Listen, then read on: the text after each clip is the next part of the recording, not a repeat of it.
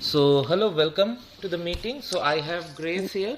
She recently got spouse sponsorship visa approved while out of Canada, and now she has come to Montreal. So, we are going to discuss various aspects about this. So, first of all, thanks for joining. Yeah, thank you.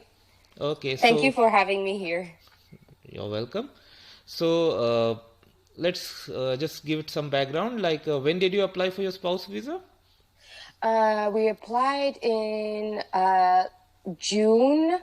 We started everything in June 2019. Okay. So Yeah. it took around a year and 4 months, right? Yeah, about 15 months About altogether. 15 months altogether. Yeah. Okay. Yeah. Yeah, I understand. And this was delayed because of the current pandemic. But you are lucky you Yeah. finally got it. Yeah, I know. And also it's because of I'm in Montreal, like we have to get the CSQ. Yeah. So that took a while, like around 5 months. And then after I got my medical in January 2020, and yeah, because of the pandemic, even more delays. So Yeah. And yeah. how much helpful my videos were for you? Oh, very helpful. Like my husband and I, we followed the step by step. It was really great, easy to follow. We follow all the directions, and yeah, here we are now. Thank Okay. you so much, Rahul. You're Like I welcome. really appreciate you, your honesty with by uploading these kind of videos, because you don't even find people who are like tell you the real truth behind that. What do you have to when you have to fill out the forms, there's a lot of stuff that you have to fill out based on, I mean, each individual is different, right? Yeah. So yeah, so it's very nice. Yeah, thank you so much. Okay. Thank you. So let's go to the main questions here. So you traveled to Montreal from which country? What was your source country? Okay, my country is Mauritius. Mauritius. Okay. Yeah. So, when you boarded the flight, what are the Mm-hmm. documents you showed to them? Okay, at the airport they asked me I had to give them my passport with Okay. a visa, and they also wanted to see like a letter that I can travel to Canada. The letter that is attached with your confirmation of permanent residence. Yeah, yeah. They looked at it. They took a while, and they You asked mean the me if COPR letters? yeah. Okay. The one that comes with the COPR letter, Yeah, They yeah. had like they had to check it out. And also they asked me like in terms of health, because of the COVID, I didn't have to do any COVID tests in my country, because within Mauritius it's like COVID was COVID free, Okay, okay. so I didn't have to do any tests, because I thought I would have to do it at the airport, but no, nothing happened. So yeah, they just look at these two letters and they asked me like about the health declaration app, or the ArriveCan. Yeah. They told me to check it out, make sure that you download it, make sure, are you eligible? Like they asked me questions. Are you eligible to travel to Canada? I said, yeah, because I'm a spouse.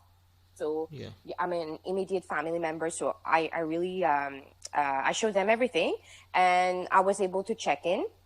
And that's it for Mauritius. Okay, and the flight you had, was it crowded or not?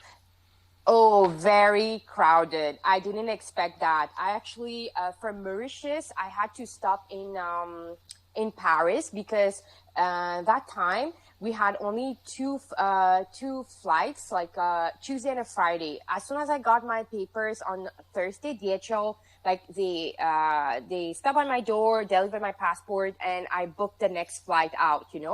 So yeah, the flight, there were a lot of Mauritian people traveling to Paris, because this is the only way to get out of the country. So you stop in Paris, and then there will be another connecting flight to London, Heathrow. Okay. So my one, I had to stop at Paris, and there was no connecting flight that day. It was on a Friday 12th. Okay.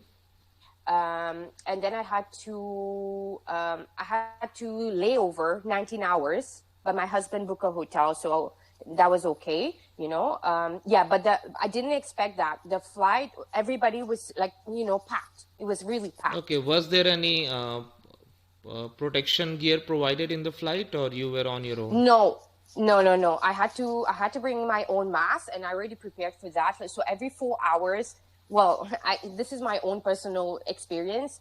My like every 4 hours, I would change my mask Okay. and I would disinfect. I had Okay, my yeah, that's a wipes, good my thing. everything.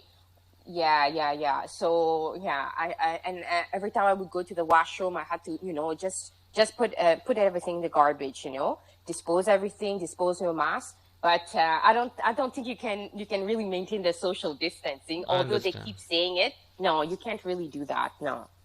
So once you landed at Montreal airport, what was the Yeah. immigration process over there? Okay, so the immigration process, I am okay. I had to. I also downloaded the ArriveCan app, but you know what, Rahul? I couldn't really use it because it was so easy. Like when I got out, you get the kiosk. Like Yeah, yeah. the line, there was not a lot of people. So you get down, you get the kiosk, and they even took a picture. They ask you basically the same question, you know, where you're coming Correct. from and all that. Do you have any symptoms of the virus? All these questions. And they take your picture, they give you a ticket with a number, and you wait in the line, you know. But the line was not packed as it was like. I mean, like before it used to be. I used to be a student here, and I know like when you come, there's a lot of people all around, but no, that was so different. And yeah, you go in, you give the ticket, and then you give your passport, and they ask you like basic questions like what is your purpose of travel. For me it was like reuniting with my husband, and they also ask you about the quarantine plan. Okay. Hmm. All right. So once you reached the what do you call counter, what are the immigration questions were asked to you? Uh, like why are you here? And I told them it's through the family sponsorship, and not really a lot of questions. They told me, do you have the quarantine plan? I said yes, because my husband self quarantined himself with me, and he already did the grocery and everything for 2 weeks. So they were okay about it. And then they directed me to do my landing, you know, and that would be like immigration line two, Yeah, yeah, yeah, immigration yeah. two. Yeah. So I had to do that. And altogether, at the immigration, they asked me, well, there's a little screen where you get a ticket based on like, you know, let's say you're a worker or,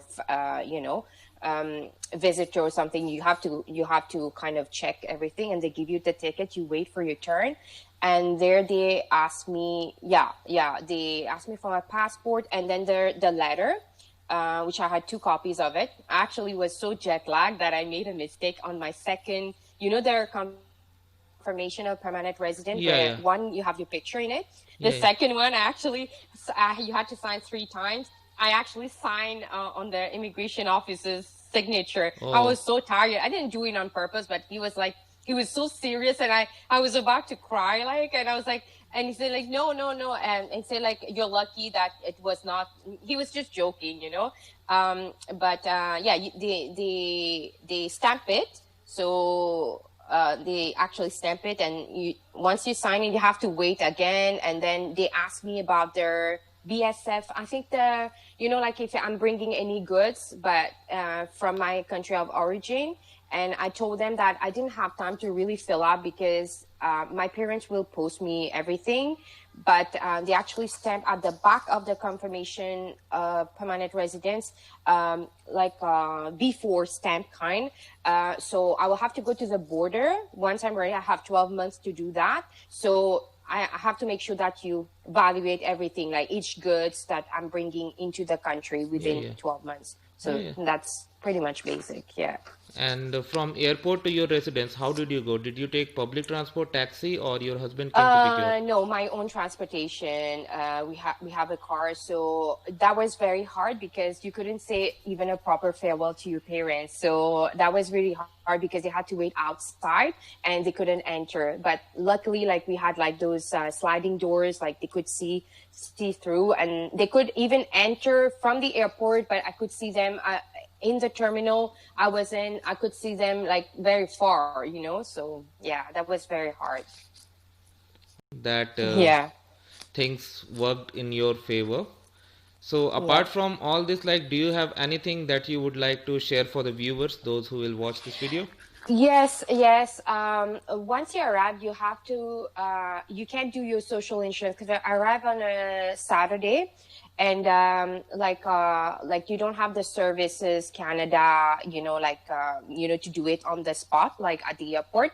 So that they also gave me actually 2 sheets of paper that gives you information about your health insurance card, and that will take 3 months. Well, Yeah, I think for Quebec it's 3 months. I don't know for other provinces, but I actually already went on the website because I was a student before. I already had a card with them. They already had me on the system.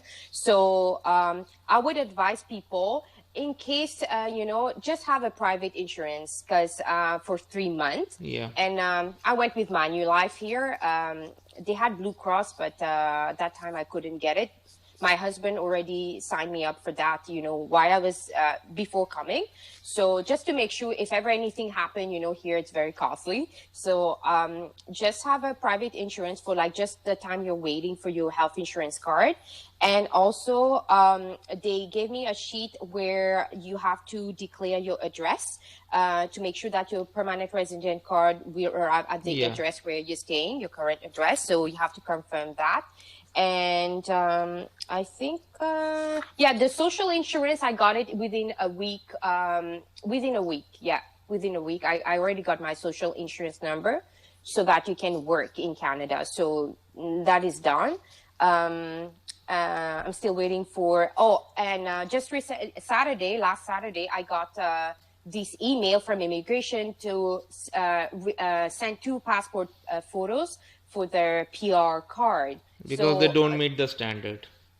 sorry? Because your photos don't meet the standard, right? Oh, I don't, they didn't say anything.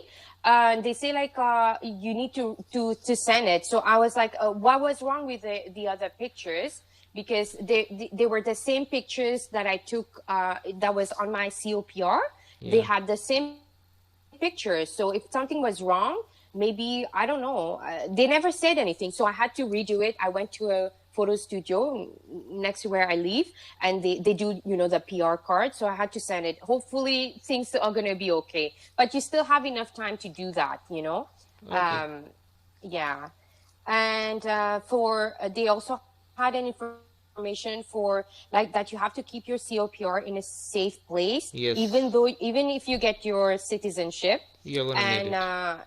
yeah, and they had this thing like like you have to make sure that you live 730 days, which is 2 years over a period of 5 years. Yeah. So yeah, that you have to keep safely. So that's all. That's all basically. Okay. So thank you so much for your time. Your Thank you. information is really gonna help a lot of people, and welcome to Canada. Thank you. So my channel doesn't end only till Canada, it goes even beyond. So you'll find a lot of things. Yeah. And Yeah. if you come across anything, you can always feel free to ask. Okay? Yeah. Thank you so much, Rahul. No Have a problem. nice day. You too. Thanks. Bye. Bye. Bye.